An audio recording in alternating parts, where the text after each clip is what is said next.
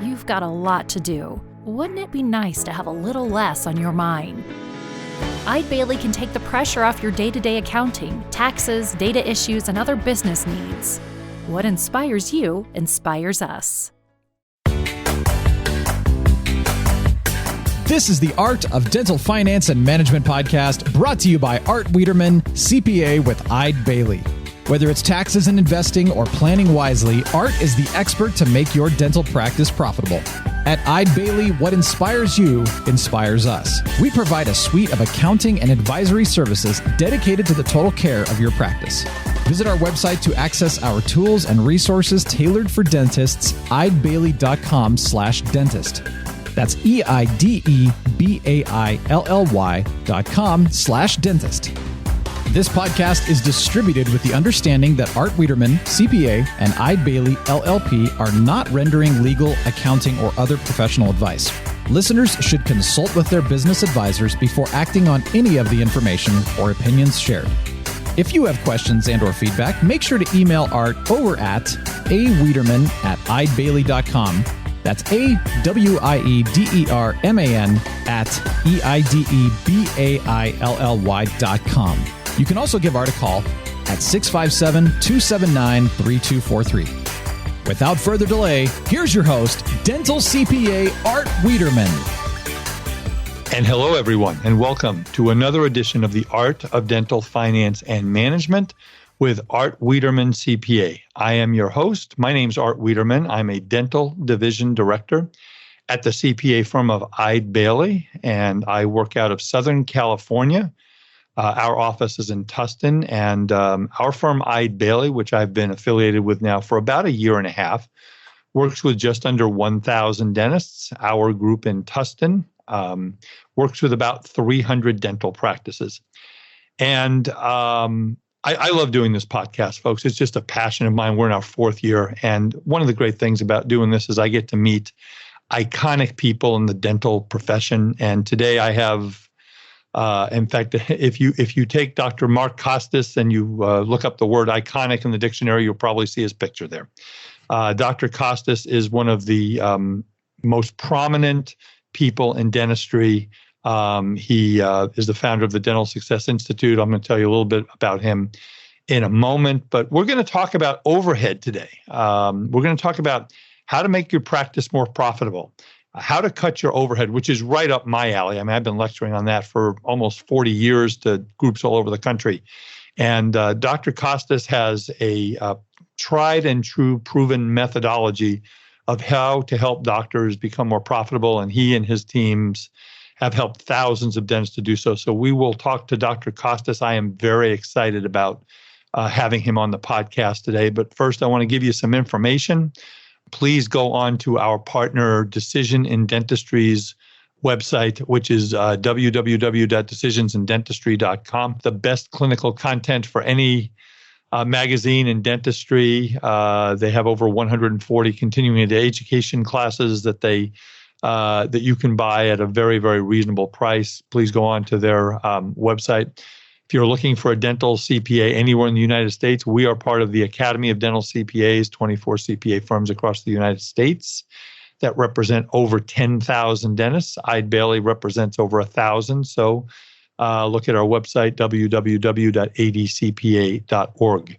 I do want to give you some updates.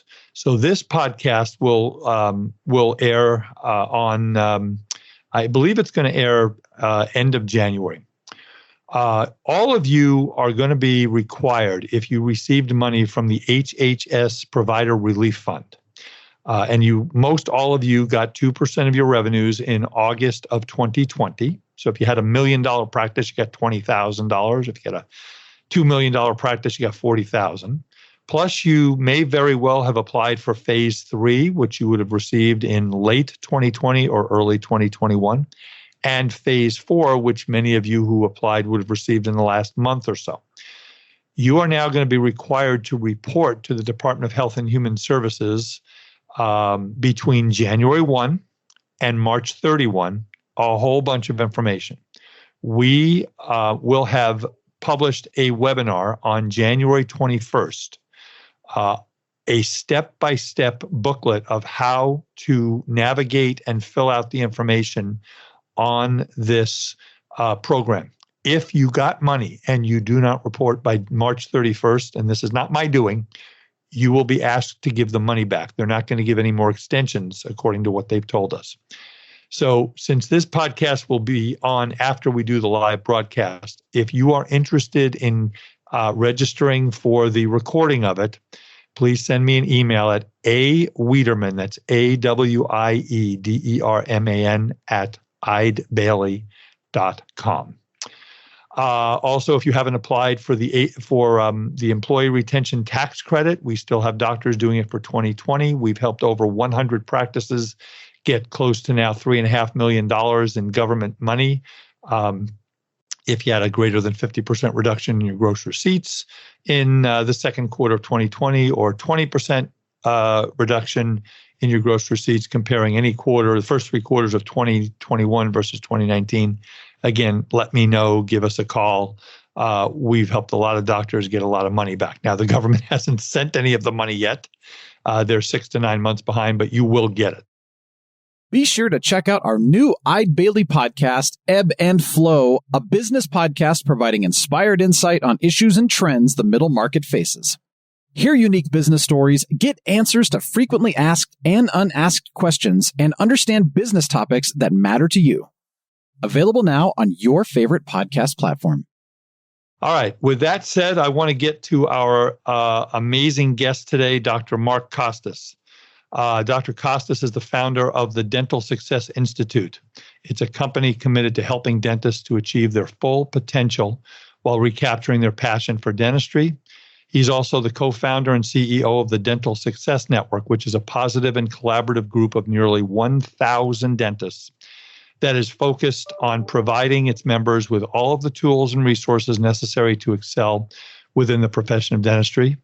Dr. Costas is the international and #1 Amazon best-selling author of the book Pillars of Dental Success. He is a fellow podcaster, which is why he's my new best friend.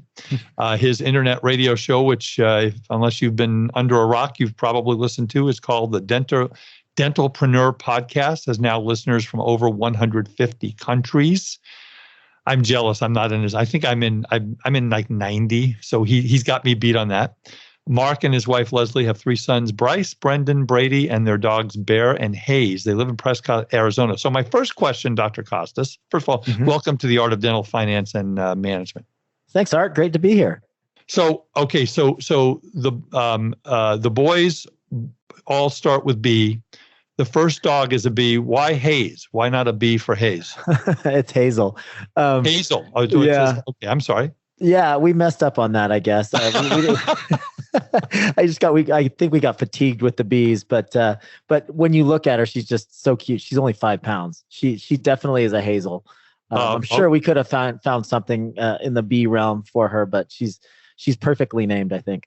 Well, we'll give you a mulligan on that one. So, so Dr. Costas, why don't you kind of tell us a little bit of your history and your story? I know that you talk about you've had your journey was not without setbacks, and then in your first year you made some mistakes that really made you stronger. Tell us a little bit about your journey. Yeah, I mean, dentistry wasn't on my radar at all until I was about 16 years old, playing in my first varsity baseball game, and I had a high-speed collision with the left field fence. I was a left fielder.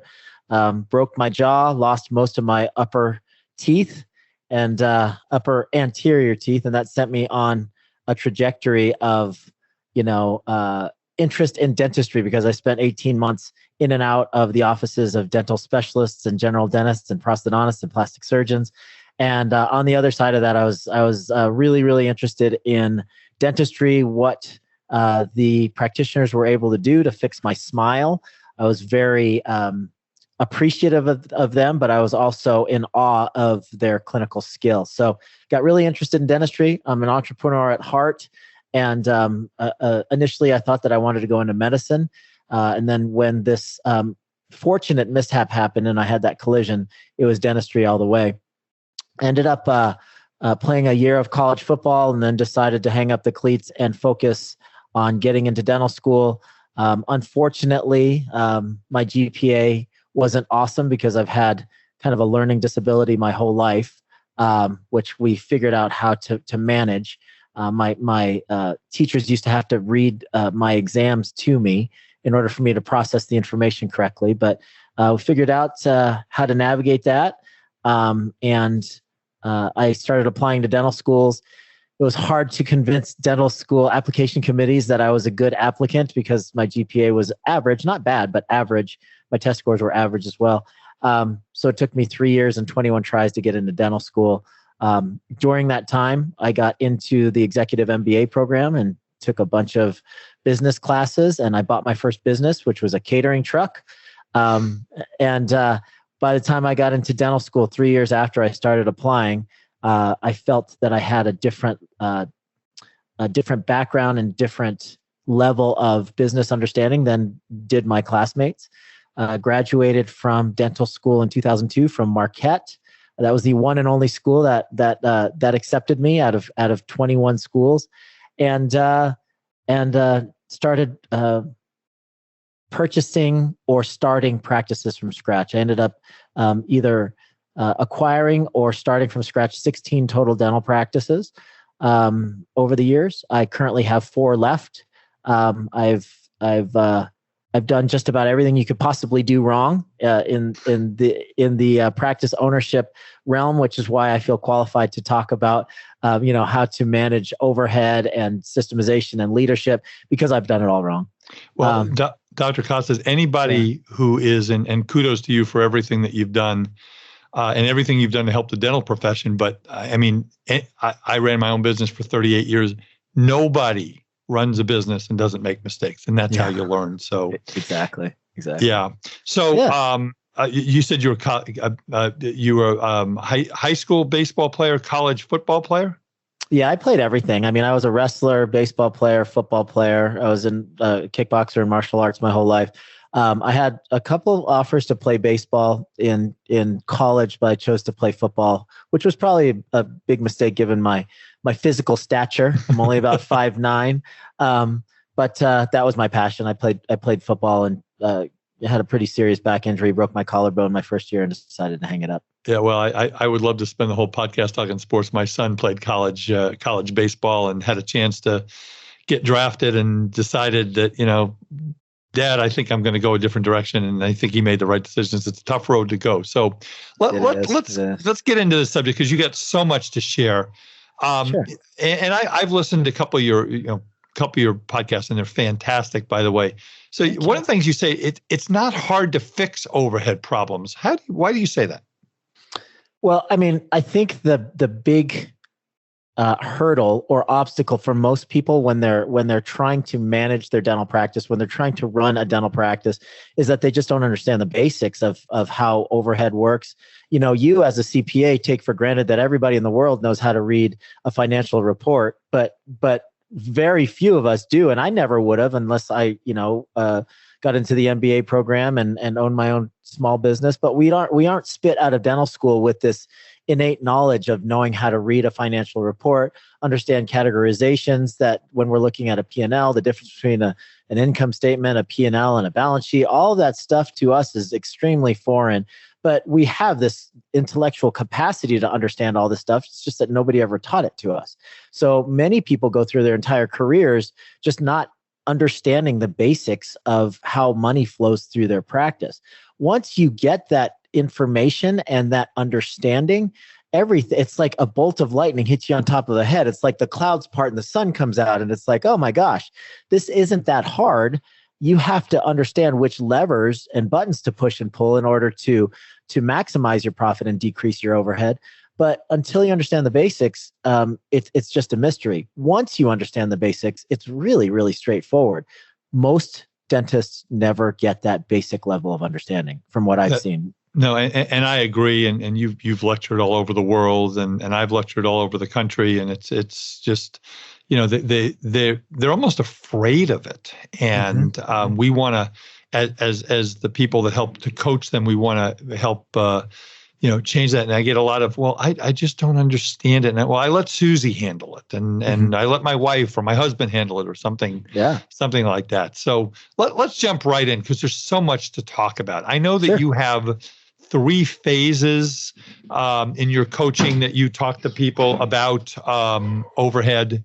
And let me start with your phase 1. And if I don't get this right, please correct me. So Sure. In your phase 1, you're looking for, I think it's 30% of the revenues of the practice should go to payroll. You talk about wanting to have the best staff and the best dental team. 30% going to overhead, 30% going to doctor compensation, 10% profit. So let's start with how you view overhead in phase 1, and then we'll move on to the different phases and some other stuff. Yeah, that's great. So, there are lots of estimates out there. I haven't been able to find the most accurate estimate, but years ago when I started talking, the closest estimate I could find was that the average dental practice had an overhead of 68 to 72%. That's probably about right. Yeah. So that's a range we're looking at. Let's just say it's 65 to 75%. Okay. So when you're looking at numbers like that, it's important to be able to know what goes into those categories and where the money is going, right? So when we started to put these phases together, we wanted, and we also use belts. We use white belt, blue belt, brown belt, and black belt. Our black belt level practices are very, very efficient, very, very profitable, and I'll get into that in a second here. But the phase 1 practice to us, we're looking at breaking these categories down into payroll, which we believe in a phase 1 practice is acceptable under 30%. Now, I get a lot of static here when I say that payroll is acceptable up to 30%. Remember that this is a phase 1 practice. We don't want any of our practices to stay at phase 1. We want to use this as a jumping off point to get eventually to phase 2 and eventually to phase 3. Nobody gets into martial arts to stay a white belt their entire martial arts career. So we want to get to black belt eventually. But in this phase 1 foundational period, we say, okay, it's acceptable to have 30% or less that's allocated to payroll because we don't want to skimp in this particular area because we believe that human capital is the most important thing to building a successful dental practice. The next category, the next 30% is fixed and variable expenses. So we're talking about all the disposables, all the variable expenses that happen to potentially increase or decrease with the production of the practice, and then all of those fixed expenses as well. You add all those things together, all those expenses, that's around 30% for a phase 1 practice. And then we like to see the providers in the practice making 30% of the total revenue. Whatever's left over, if you add up 30, 30, 30, that's 90%. Left over is 10%, and that's the other P word. Most people don't talk about the other P word. They talk about production as a P word in dentistry, but not profit. So profit is what the owner of the practice gets, whether or not they pick up a handpiece.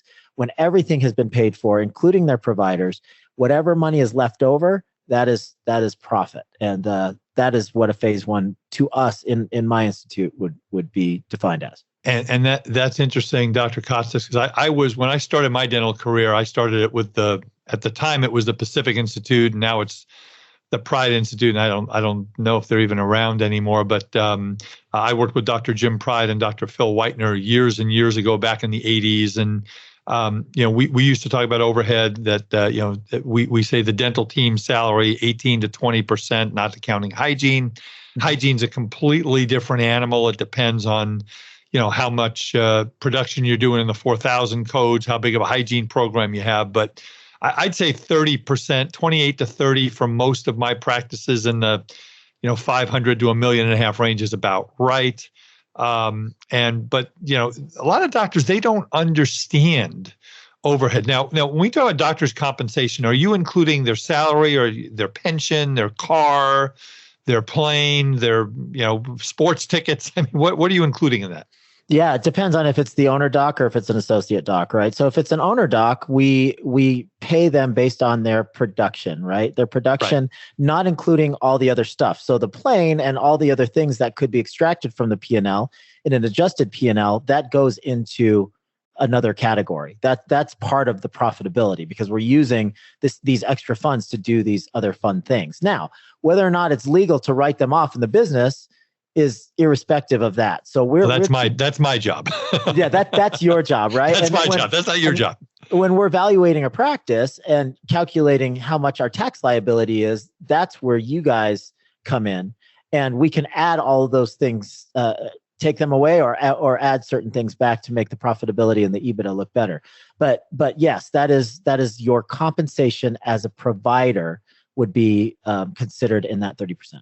So when you, and again, you've seen hundreds, maybe thousands of practices, most of the time they're coming to you because they are in phase one. They are in trouble. You did actually, I was fascinated last night. I was listening on the internet to one of your podcasts, and it was called the Dr. Glenn podcast. I don't know if you remember Dr. Glenn podcast. And this Dr. Glenn was a fictitious doctor, and he had written you a letter and said, I'm just distraught. I'm thinking about leaving dentistry. I don't feel like I have control. And I suspect that a lot of the doctors that you come in contact with, not only in your lectures, but in your coaching, most of them are at phase one, or they wouldn't be coming to you. So what are some of the biggest mistakes you're seeing folks make in this area when you get to see them for the first time? Yeah, that's a really good question, Art. And I will say that when I started doing this 11 years ago now, when I started working with dentists and not being just a provider in the trenches, I saw a lot of like we call them no belts, because they haven't even gotten their white belt yet, because their overhead is 80, 90, sometimes 110%. Yep. And so these poor docs just don't have an awareness of where their money is going. And they're working hard and they're trying to do all the right things, and they're getting advanced clinical training, and they're spending a ton of money on marketing because they think that the remedy is to get more new patients and to close more treatment, but they haven't fixed the mechanism yet, right? So they don't even recognize that there's holes in their bucket, because what they're doing is they're looking at the account at the end of the month or at the end of 2 weeks and saying, do I have enough for payroll or not? I can put off Shine for another 2 weeks. Or another 6 months in the case a lot of times, or the lab, I'll just move to another lab because they've cut us off because we haven't paid them in 3 months, but I have enough for payroll. So that is the level at which a lot of people manage the money within their dental practice. So I would agree. So to answer your question, there's a number of different things that people are doing incorrectly, but the number one thing is lack of awareness. So when we are working with a phase one client or somebody that's brand new and their overhead is way above 60%, we're just doing the best job that we can of educating them as far as where their money is going. So we have these reports that are just a simplified version of a P&L, and we say, okay, here's an industry standard for a phase one practice. This is what we're going to be shooting for. And if there's anything over that as far as variance goes, then that number shows up in red. So we have the amount that there's the category, the amount that they're spending on that category, the industry standard, and then the delta, the variance, where they are above that. So then they have this matrix that says, okay, I'm black in this category, I'm spending appropriately. I'm red in this category, I'm not spending appropriately to this percentage. I'm 4% over in dental supplies, for instance. It's like I'm somehow spending 9% of my total revenue on dental supplies when it says here that the industry average should be at 4.5% to 5.5%, right? So just an overall awareness, a visual awareness is very helpful, I find. Now, one of the observations I've always made in dentistry, Dr. Costas, is that a lot of times dentists are underproducing for the amount of overhead they're incurring and the amount of dental team that they have. Do you see that a lot? A lot. I see that a lot, Art. So, right, there's only two ways to decrease overhead. There's increased production and revenue that actually comes in, and decrease expenses. Those are really the only two ways. That's right. A lot of times, the only, if you're a hammer, the whole world is a nail, right? So if we are clinicians, the only thing that we are really comfortable doing is trying to produce our way out of a problem. So if we don't have enough revenue coming in, I need to produce more. I need to increase my clinical skill set. I need to get more new patients and butts and seats into the practice. That is the remedy for the problem. That is in part a good place to start after you've fixed the holes in the bucket. And I hate to sound like a broken record, but you got to figure out where you're bleeding cash first and why. And once you do that, then, increasing your clinical skill set and the number of new patients that come in, that is when you really lean on increasing production after you fix the infrastructure. And one place they should be looking before they start spending tens of thousands of dollars on marketing, I've been preaching this for years, is their uncompleted treatment plan report. Oh, yeah. I mean, how many hundreds of thousands or millions of dollars is sitting there, and then things like that. Give us some tips, Dr. Costas, on how to cut your overhead, because I know that as we move along in this discussion of phase 2 and phase 3, which we'll get to in a second, we're going to drop the overhead. But I mean, I know you talk about buying generic brands and things like that. What do you suggest to your clients as far as how they can cut their overhead? Yeah. First of all, it's important to have good reporting that's up to date, right? And Art, that you probably get clients where their previous CPA maybe gave them a quarterly, financial reporting. Sometimes it's biannual financial reporting. It's like, how am I supposed to manage a practice when the data that I'm getting is 120 days old? I see that a lot. It's crazy. I will tell you, Dr. Costas, that a large number of our clients we don't do anything with until year end. They say, okay, I got an email yesterday from somebody, one of my podcast listeners, and said, Art, I love your podcast and this and that and that. And I have a $500,000 practice. How much will you charge me to do my business return? And it's like, I almost don't, I mean, we don't turn people away, but it's just really hard. Yeah. How can you manage your business? And I ask people, what do you look at? Well, just like you say, I look at how much money I have in the bank. Well, no, that's not a way. Do you use metrics? And stuff like that. So maybe some other tips on cutting the overhead. Yeah. So awareness for one, that's for one. And it's funny. If you talk to certain supply reps, they'll say, don't focus on that 5%. Buy this $100,000 milling unit, because that's going to decrease your lab fees, and that's going to really ramp up your production. It's like, well, first of all, let's count on the basics, because this 5% for supplies, right? It doesn't sound sexy to focus on this 5% for supplies, but I'm sure that you've seen it, Art. We have people that come in that are 9, 12, 15% for dental supplies. Come on, guys. It's like, let's fix our inventory and our ordering first. And then, when you say focus on your supplies, people get this notion in their head like, oh, what do you want me to cut my 2x2s in half? And now they're 1x1s. It's like, no, we're talking about being prudent and smart, knowing when the invoices go out, making sure that you're not getting fleeced by your suppliers, making sure that you don't have inventory all over the place. In my personal practices, we take all the cabinet doors off because we don't want to have any hidden inventory. We track every single dollar that's spent on supplies and labs. So variable expenses first. That's the low hanging fruit for us. We make sure that lab and dental supplies are square, right? No more than like 12% for between the both of them. And once that's done, then we look at little things like 1.5% goes to front office supplies. We make sure that that's not 5% on the pens and ink and paper clips that you're getting. It's crazy how things get out of control so fast. Oh yeah, it's incredible. I know a lot of the dental societies have relationships with companies where they can get discounts at companies like Office Depot and Office Max and yeah, because if you do $1 million, every 1% that you can save on your overhead is $10,000 in your pocket that goes to that profit, right? Crazy. Yeah, and there's no extra dentistry that needs to be done. No, it's 100% profit. I don't know if you knew this, Art, but the Dental Success Network, which is one of my other companies, that's the one that has, we have 1,100 members now, and we have the largest buying group in dentistry right now in there. We have most of the major vendors in the world that discount all supplies and equipment and software for us. Because of those 1,100 members, we have like $1.4 or $1.5 billion in collective revenue. They're all trying to get to our member list, right? So sure. They will say, we don't take any kickbacks or anything, but they say, hey, we will take X% off of this. We say, as long as you're not discounting any other groups more than us, then we're willing to accept your discount. And then, we have a formulary that we work through in our group. But if it's not us, get on some sort of buying group. If you are an independent doc and you are, exactly. If you're a regional group that's less than five than 5 practices, 1 to 5 practices, you're alone. You're not getting the same deals that the large DSOs are getting. So get some negotiating power behind you.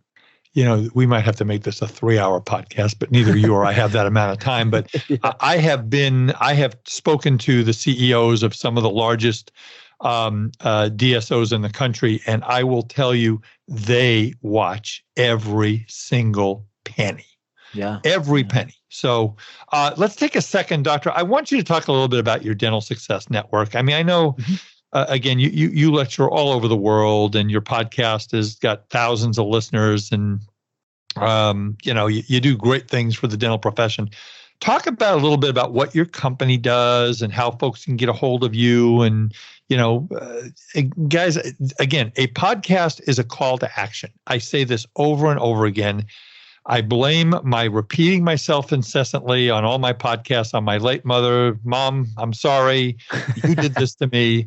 But it's a call to action. We want you to listen to this and say, hey, you know what? I'm listening to Dr. Costas. I'm listening to Art, and there's something that needs to be fixed in my practice. And as we all know, the definition of insanity is doing the same thing over and over and expecting a different result. So, Dr. Costas, talk a little bit about what you do, your company, and how that works, and how folks might be able to get a hold of you. And we'll put that in the show notes also. Thank you so much, Art. I really appreciate that. So we have 2 main companies, and they both start with Dental Success. So Dental Success Network is the large network of 1,100 dentists. Dental Success Institute is my private coaching group. We have about 200 dentists inside there.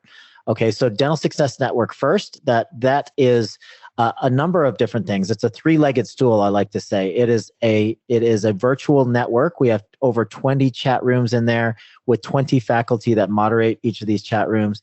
And we are talking about implant placement, IV sedation, but we're also talking about things like taxation and decreasing overhead and practice management. So anything that you could possibly need to know about running a dental practice successfully, we have a chat room for that. So for instance, you could go into the practice management chat room right now, and there's probably, in the last hour, there's probably 6 or 7 people asking a question about overhead or the right vendor to use in this particular situation. What do I do? My hygienist called out for the 4th time in 2 weeks. Those sorts of things. There's lots of different chats going on at all times with moderators that are watching that. Secondly, the second leg to the stool is that we have a huge continuing education library with over 300 hours of continuing education at their fingertips. We also have a branch of that called Front Office Academy, where you can really increase the skill set of your front office team, your back office team, your hygienists. They can go there for advanced training, but we can also use that same platform to train people right off the street, right? Maybe you had a great waitress or a great person at a retail store, a retail manager that wants to get into dentistry. They have the right personality and culture fit for your practice, but they don't know anything about dentistry. You just sit them in front of a computer, and we have a 17-part series where they go from 0 to rock star, and we teach them tooth numbers and all about the billing process, all of that without having to ever step foot into the practice. And then once they have that base level of knowledge, then they can start coming into your practice, and you won't waste time training them. And then the third leg to the stool is what we already talked about. That is our buying group. Like I said, we are connected with the Dental Wealth Savings Network. Between them and us, merged together, we are the largest buying group in the profession of dentistry in the United States. So we get all of the best deals. That is Dental Success Network. Now, Dental Success Institute is my private client coaching group. We have a bunch of black belt coaches. These are all coaches that have gone through our curriculum. On the other side of it, they have overhead between 40 and 50%. They have a leadership score that is 80% or greater. Systemization score is high. Cultural assessment score is high. And they are the people that coach all of the other people in the group. We also meet several times per year, and we do a bunch of financial reporting for them, and we tease out all the providers and hygiene, and we let them know if they're overspending in different categories, and we have a whole financial analysis team. So those are the 2 companies, and I appreciate you letting me talk about them. What would be the best way if someone wanted to get a hold of your group and start and learn more? Maybe a phone number and a website or an email. Whatever you want to give out. Sure. You can reach out to me at info@truedentalsuccess.com. Truedentalsuccess.com is my website for most of the things that I do. You can go to Dr. Mark Costas on Instagram or Dental Success Institute on Facebook. We have a Facebook group there with about maybe 7,000 to 8,000 people, dentists on that Facebook group. That's fantastic. I mean, this is, as an accountant, I get all tingly just listening to all this stuff that someone cares about overhead. All right, let's get into phase two. So in phase two, as I understand it, Dr. Costas, the goal is to drop the overhead from 60%, being 30% for the team and 30% general overhead, to 55%, talking about vendors. And this is where, as I understand it, that you're going to get into increasing revenues to help do that. So talk about your phase two. Yeah. So phase two, you're exactly right. We're still at that point where we're saying that it's acceptable for all payroll non-related to the associate doctors and the owner doctor to be still 30%. Fixed and variable expenses now drop to 25%. The reason that drops is because now we're focusing on ramping up the revenue in the dental practice. Typically, the lowest hanging fruit is working on the recall in the hygiene department and increasing the revenue from the hygiene department. We believe that the hygienist should be able to produce 3.3 times their hourly salary. That's all right. Yep. And about 30% of the total revenue of the practice. Now, that can go anywhere from 27 to 32%, but it depends on the practice, depends on the type of practice that you have. That's why we have the two parameters, Art, because in these huge surgical practices where they're doing all on X every day, it's hard for the hygiene department to keep up and still produce 30% of the overall revenue. So we look at each individual provider in the hygiene department. If they can produce between 3 and 3.2 times their pay, then we know that they are supporting themselves in the hygiene department and will be profitable. Now, I use statistics in some of my lectures where we talk about how much of that hygiene production should be in the 4,000 codes, and we like to see about 25 to 35% of the production there. Years ago, I spoke to somebody. I lectured at a national sales meeting in Milwaukee for Henry Schein to their national sales team. I was talking to them. They said, and I think it's still true, the national average, if you look, and maybe you've got some different numbers, if you look at at all the dentists, what percentage of their hygiene production is in the 4,000 codes? It's less than 10%. What do you see in that area, and how important is that information? Yeah, I mean, when I do those types of analyses of the hygiene departments, we see anywhere from 10% to 16% on the high end, which is really, really sad, considering that the periodontal disease in the United States is pretty prevalent, over 50% for the average population. So we are under either billing, or we are under diagnosing, or we are not converting treatment plans in our dental practices if we're looking at the 10 to 15% range when the typical population is over 50% for the prevalence of periodontal disease. Do you find in offices that the hygiene, is that a leadership issue, that the dentist is just not making it so important to the team that we must fight periodontal disease? This must be a number one priority. Or is it that the hygienists don't find it important? Most of them are fantastic people, but sometimes I hear that. What do you find? Well, let's break it down. I mean, it has to be a leadership issue. Everything that happens in your dental practice as the owner is your fault, right? So it has to be a leadership issue from the beginning, but legally it is also a doctor issue because the hygienists aren't allowed to diagnose. Right. Ultimately diagnose, right? So if there's bleeding and there are 5 millimeter plus pockets and there's calculus on the radiographs, that's a no-brainer. That's easy. The problem is a lot of times the hygienists, we see, hygienists are great, but we will see often that the hygienists will just say, the probe depths were within normal limits, when they really didn't do the probe depths, and they're doing prophies on people that really should have some level of advanced periodontal care. So that is what we see. The doctor's not verifying their probe depths, or the doctor is allowing the hygienist to do the diagnosing and not double checking. That's actually illegal. So we want to make sure that is eliminated completely. And then there needs to be a really good verbiage and treatment planning and case acceptance protocol to make sure that we're educating patients and they understand the risks that are happening if we're allowing them to walk around with periodontal disease under our care. Yeah, I mean, and I hear that all the time. It's just, we could do a whole podcast on all of this. Yep. Let's move on to phase 3. And I've got a little math example, which is going to kind of prove out why your phase 3 works. So in phase 3, we want 25% to go to payroll and we want overhead down to 25%. And then was it 25% to doctor comp at that point and 25% to profit? Is that where you're going with this? No, it's 25, 25, 30. Oh, I'm sorry. I must have written it down wrong. And then 20. Yeah. Phase 3 is great. This is when things really start to hum, right? We understand the basics of business. We know the levers to push and pull. We understand that our hygiene department is in good shape. We've plugged all the holes in the bucket. Now is the time that we can start ramping up production. Now is the time when we are approaching black belt status, and we'll start to give the blessing to either add more operatories or add providers, expand capacity. Maybe, if you don't have room for capacity, maybe you're expanding your hours. You're looking for that second practice if you're of that ilk and you want to be a multiple practice owner. But now is when we get into advanced clinical treatment plans. This is when we add surgeries or Invisalign, and we really are starting to focus on increasing clinical production, because logically now is the time to do that, because the business now is sound.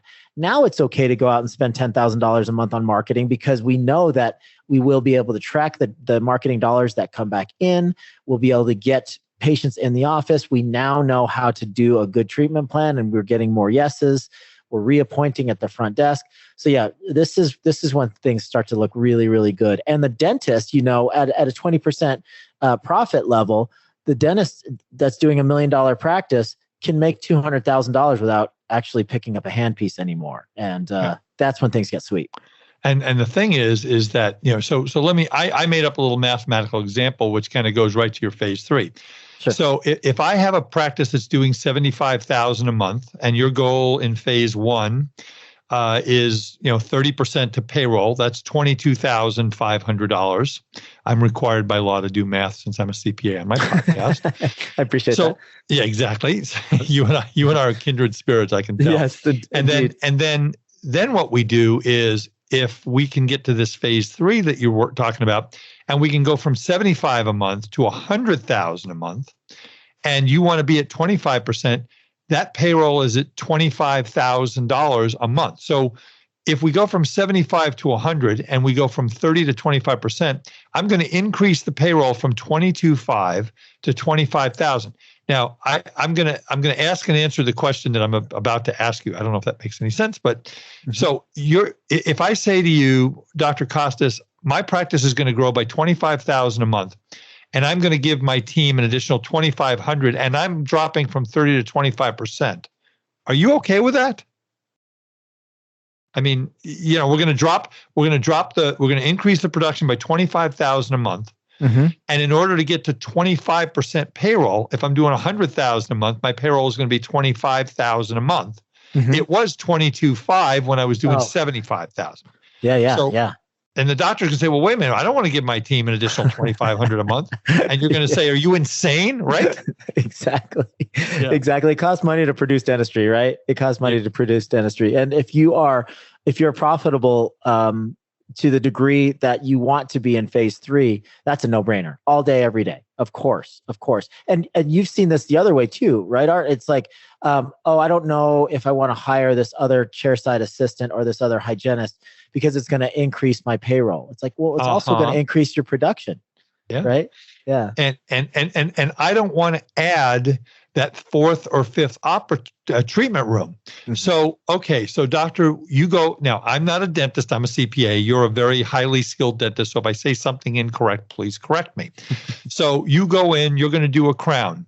You go ahead and you grind down the tooth, and then the assistant's doing a bunch of stuff and you're waiting, right? Well, if you only have 3 treatment rooms, you can only wait. So you have to wait, and you don't have other patients in those fourth and fifth operatories, right?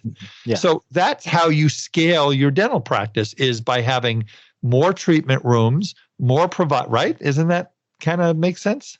Absolutely. I mean, if you're of the growth mindset, it's interesting because I've done a lot of speaking in New Zealand and Australia and some in Europe as well. And it's very common to see 1 and 2 treatment room practices, but that's a choice, right? They have these 400 square feet offices with a waiting room. They're doing all their own cleanings. They have one person that's answering the phone and is a chairside assistant, if they even have a chairside assistant. It's just a style of practice, but the ceiling is hit very, very quickly as far as the amount of revenue that could go through that type of practice. And that's fine if that's what you choose to do, as long as you're watching, where your expenses are going.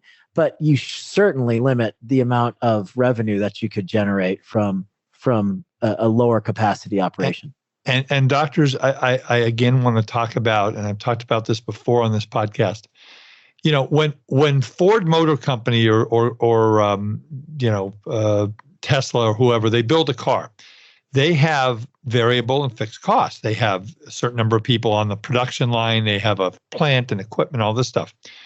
In a dental practice, for every additional dollar that you produce, your marginal cost is generally somewhere between 15 and 20%, because most of you, and Dr. Costas, I've been interested in your comments on this. Mm-hmm. My experience is most doctors, with the dental team that they have, if they're properly trained, they can do in a one doctor office $200,000, $300,000, $400,000, $500,000 more in production without adding any team members other than maybe a couple of days of hygiene, right?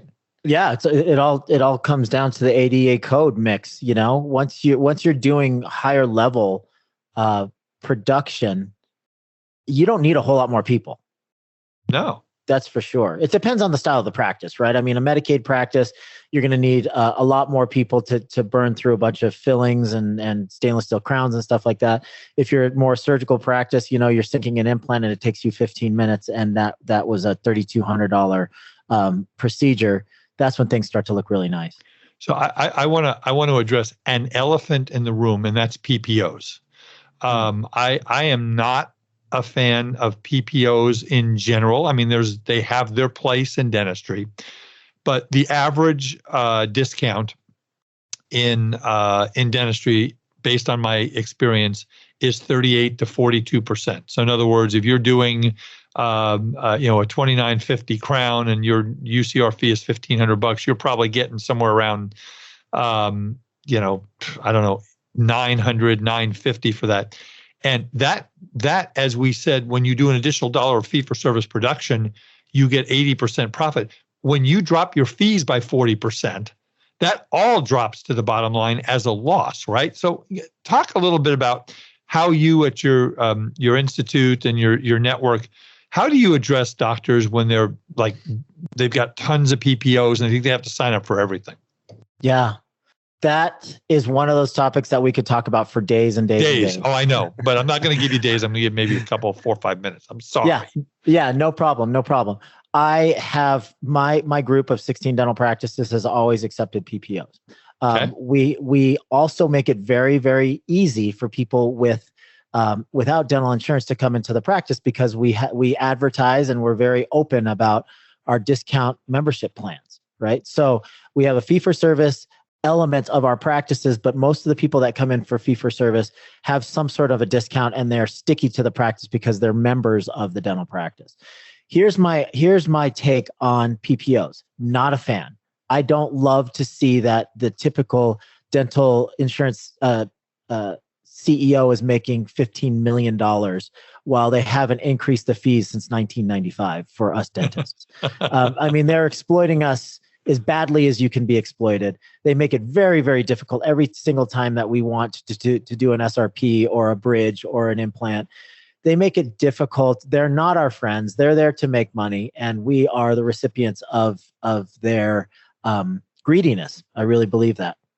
However, the reality is that a huge percentage of the United States population has dental insurance and are not willing to go anywhere else except for a dentist that will accept that insurance. I love fee-for-service practices. Is it practical for everybody? The bottom line, Art, is it is not. No, in some cities, it's not. It is absolutely not. It is not. And even if you buy a fee-for-service practice from somebody else, the beloved doctor goes away. And a lot of times you have huge attrition because people are foregoing their insurance benefits to see their beloved doctor, and now he's gone, or they're driving from great distances to see the beloved doctor, and they're not using their dental insurance. So as soon as you take over, even if you're a great guy or gal, they're still going to leave because they figure beloved Dr. Smith is gone now. I'm just going to go and utilize my insurance somewhere else. Okay, so that is my take on that. Here's the thing. If you have to take dental insurance, which I always have at all of the practices that I've owned, and I consult with a lot of people that accept dental insurance, you have to do it the right way. Right? You said earlier that we were talking about knowing exactly how much things cost in your dental practice. I always joke that McDonald's knows exactly how much a sesame seed costs, right? But dentists don't have any idea how much it costs to produce their production. So we are crazy about tracking every expense. So we know per operatory, per hour, how much it costs to run that operatory. We know how much the disposables cost for every single different clinical procedure per hour. We know what the lab fees are. We total all that stuff together, and we can make really good, sound decisions about, okay, I can accept this PPO because here's their fee schedule. This is how much it costs to run this operatory for this procedure for this hour, including heating, cooling, the front support desk, the rent for this particular operatory for this hour, all the disposables. This is how much it costs. Here's how much they're going to pay me. And I can make a decision whether or not that's a good decision. Now, if you're not up to date and you have no idea how much it costs to produce that production, and you're saying yes to these PPOs, you could, in essence, be losing money for every procedure that you do. Yeah, you're absolutely right. And the other thing, Dr. Costas, that I've seen is a lot of doctors, they sign up for every PPO. And when they sign up for one PPO, the way the insurance companies have it worked, you may be signing up for 20 at the same time. So there are companies out there, and I've interviewed, I'll mention a name, my friend Clint Johnson, Profitable PPOs. He's in your state, as a matter of fact, in Arizona. He will look at a PPO mix, and I have one client here in South Orange County, took them over as a accounting client about 5 years ago. And he says, Art, I just bought my practice before I met you 2 years ago. It was 90% PPO. The reimbursements are horrible. I introduced him to Clint. He increased just by taking the mix of PPOs and dropping insurance company A, but going on to insurance company B, keeping the same patients, but getting maybe an 8% higher reimbursement. He increased this guy's fees by almost $200,000 in 1 year. So that's another thing, doctors, that you can do. It's about being a good businessman, Dr. Costas, which obviously that should be your mantra. Be a good businessman, right? Mm-hmm. Yeah, sophisticated business owner. That's what we shoot for. Oh, absolutely. So after we get to phase 3, we're hopefully at about a 50% overhead, right? That's what our goal is. Yeah, that's the ideal. We have so many gunners in our group now, especially our mastermind group, which is what DSI is called, that we have had to create a phase 4, which is 45% overhead. And there are lots of killers out there that are hitting that 40 to 45% overhead. They're phase 4. They're black belt with a stripe. They're getting to master's level, and they just are doing all the right things. And you get this momentum going once you start to be able to track things, and it becomes second nature for everybody on your team to watch every dollar, to make prudent business decisions, and it becomes part of the culture. And once that happens, you're in a really good place. And until you reach that point, you shouldn't expand, and you shouldn't be looking at multiple practices. Are most of your doctors who are in that 45-50% range, are they doing a lot more big cases, a lot more quadrants, a lot more implant? I mean, what's their secret sauce from a 35,000 foot view? Yeah, I would say probably most of the phase 4 practices are a little bit more surgically geared, or they're doing a ton of clear aligners. A lot of these places have their own labs now at this point because they're so have such a high volume that they're able to support their own lab, and that really, really brings that lab percentage down. You're talking about $30 a crown to fabricate these things sometimes, and they're duplicating and printing, 3D printing their own dentures. So those are some of the ones that we see that are really, really dropping their overhead, high surgical and very, very technologically based. And I want to jump in, since you mentioned having your own lab. Doctors, we at Eide Bailly have a whole group that has helped lots of dentists with the research and development income tax credit. So I obviously I'm going to mention names. We have a large group. It's a 3-doctor group. They have an in-house lab. They do research. We have been able to get them over $500,000 in tax credits over 4 years. Now, your average, I hate to use the word average because nobody's average. Anybody who's a dentist is above average as far as I'm concerned.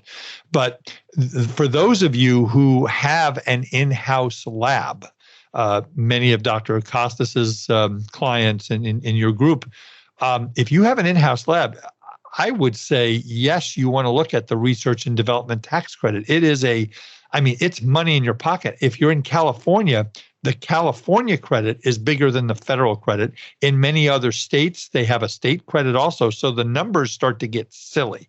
So just keep that in mind, Dr. Costas, and to everybody who's listening out there.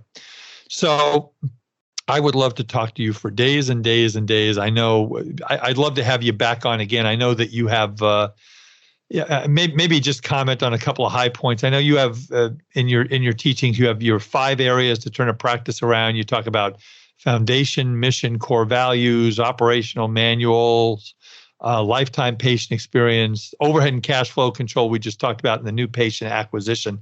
Mm-hmm. So, right now we're in beginning of 2022. We've just been through the worst almost 2 years that any of us can remember in life. It's not going away. This COVID-19 is not going away. Pandemic's not going away. Maybe let's wrap up this podcast, Dr. Costas, with you're coming into 2022. I'm assuming you're excited to help the dentists again for another great year. What's your top priorities in your coaching business and in helping doctors? And what do you think they should be looking at going into this new year? Yeah, that's great. It reminds me of one of my favorite movies, Forrest Gump, when he bought a shrimping boat with his friend Bubba, and they went through this huge hurricane, and all these other boats were sinking, and he somehow, by the grace of God, managed to not sink. And then they showed what happened when he weathered that storm, and all the profits and all the shrimp that he was able to get because all of his competitors were gone. So, I think of things the same way. These types of challenges, particularly with people that are in our profession, I'm super proud of our profession because we've really banded together. Organizations like yours have done a great job with educating how to maximize the federal dollars and all that stuff. But I'm super proud of our profession for being able to not only weather it, but a lot of practitioners and business owners, practice owners have been able to thrive and actually grow during these unprecedented times. Yep. What we're focusing on with our clients, particularly people that come in and they're like, hey, I've been listening to your podcast for 3 years now. Now I'm finally ready to join either the network or your institute for some private coaching. We're always working on making sure that we're building a sustainable and profitable business, right? So we're talking about knowing all the basics of dental practice ownership, becoming, like you said, like I said earlier, a sophisticated business owner, so you understand what's happening in your dental practice. Delegation is awesome, but only after we have the base level education and knowledge to be able to supervise the people that we're delegating to. So go ahead. No, you go ahead. So it's all about systemization. It's all about culture. It's all about leadership. It's about overhead and cash flow control. It's about, after all of that stuff, it's about, acquiring the right type of patient that you want in your dental practice. And HR too. We all know that human resources is probably one of the toughest things about business ownership. Human beings are very complex and difficult to manage. Yep. And most of us will never master it. I'm still working on it, but those are the sorts of things that we're working on with our clients. Well, I want to, again, I love everything that you've said today. I want to just make one comment. And again, we'll go back to my mother. Her name was Cynthia. Repeat yourself, Arthur. I'm going to do it again. And I'm going to do it again and again as long as I'm on this stage with my thousands of listeners. I'm going to tell you, doctors, you are not about fixing teeth. You are about a better life, a better job, a better self-esteem for your patients. And when we have a doctor buy a new practice and they ask me, well, what's the first thing I should say to my dental team? And I would say the first thing that you should say to your new dental team who doesn't know you, who's had a loving, wonderful, caring doctor for 40 years and now you're taking over, is, dental team, I am excited to work with you, and I want to let you know that my number one priority is the total health of our patients. And that's what it has to be, right? I mean, Dr. Costas, isn't that, I mean, being a good businessman or a good businesswoman is really important. Making a good profit, funding retirement, paying off your house, that's all important. But the reason that you and other people went into dentistry is to make people's lives better, right? No, it's absolutely true. I mean, there's been periods of time when I stepped away from clinical dentistry to manage all of the businesses. I still do, 1 to 2 days a week of clinical dentistry now because we lost a couple associates over the pandemic and they've had to move on. And I got to tell you, when you go in there and, some of my practices I've owned for 15 years, you go in there and you see somebody that is now graduating from college that you saw as a 5-year-old, or is now a grandmother for the very first time, or they were your 5th patient at this dental practice and they're still at the practice. These are lifelong relationships. We are not treating teeth, we're treating human beings. And I think we are the luckiest profession ever because we're able to establish these relationships for life. You don't get that for many other professions. And but yeah, I could not agree more, Art. Dr. Costas, like I said, it has been an honor and a privilege to talk to you today. I am, as I mentioned, I know lots and lots of people in dentistry and all the big names. We have not met before today. I will be honest with that. And I am thrilled that I've had the opportunity to spend some time with you. Why don't you one more time give out your information if someone wants to contact you to find out more about your presentations, your podcast, your services as a coach for your team. Why don't you give out some of that information? And then if you would stay with me until I take the podcast out, I would appreciate it. Absolutely. Absolutely. So the one thing that I didn't mention is the Dentalpreneur podcast. It's exactly like it sounds, dental and then preneur, like the second half of entrepreneur. 5 days a week. We're over 1,300 episodes now, well over 5 million downloads. So make sure you check us out there. And once again, the socials, Dr. Mark Costas, Costes on Instagram. Facebook, our closed Facebook group, you can join it and talk to me directly. That is Dental Success Institute on Facebook. And then truedentalsuccess.com is my URL. So come on over. Any of those ways to get in touch with me, I'd be glad to speak with you anytime. Well, doctors, again, I have just presented you for the last hour another fabulous resource in the dental profession to help you to be more successful. If you are, and again, I don't advertise for any of my guests. I am not a marketing person for any of my guests. I don't need to be a marketing person for Dr. Mark Costas. He does a really good job of doing it himself. But the fact of the matter is my legacy in this profession, and I'm coming up on 40 years as a dental CPA, is to help you to meet your goals. And folks like Dr. Mark Costas and some of the other people that we've had on our podcast are going to be the keys. If 2022 is the year that you're ready, and one of my mentors is my partner in my practice sales business, Dr. Phil Potter. Dr. Potter said, Art, the patient is ready when the patient is ready, not a minute before.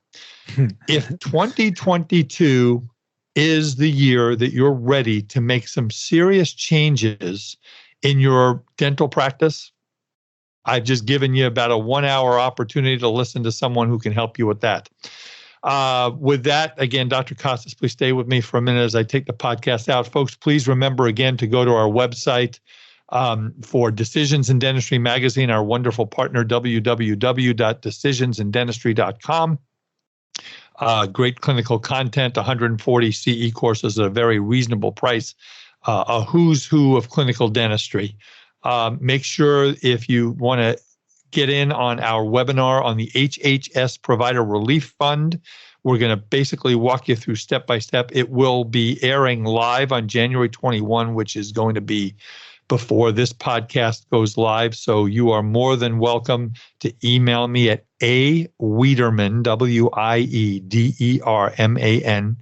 at Eidebailly, EIDEBAILLY.com. I'll get you out the invitation. You can basically watch the webinar to your heart's content, even after it's gone live. You have to report by March 31st. And also, again, if you're looking for a dental CPA, folks, we have 1,000 dentists as clients here at Eide Bailly. But I have my mothership, which are my dear friends all over the country, the Academy of Dental CPAs, many of which are on the we're all over the place. It's www.adcpa.org. Take a look at what we've got going on there. Again, we are Eide Bailly. And my office number is 657-279-3243. Boy, this is fun. God, I keep, it takes work. I don't know how Dr. Costas does a podcast every day. I think my brain would explode. He's my new hero, but this is really fun. And I love being behind a microphone. I love talking to you. I've been blessed with hundreds of emails and texts and stuff like that from people who have, said, hey, Art, you're doing the right thing. I think I am. We're going to continue to do this all through 2022. And I'm very, very excited about this year. It's going to be great.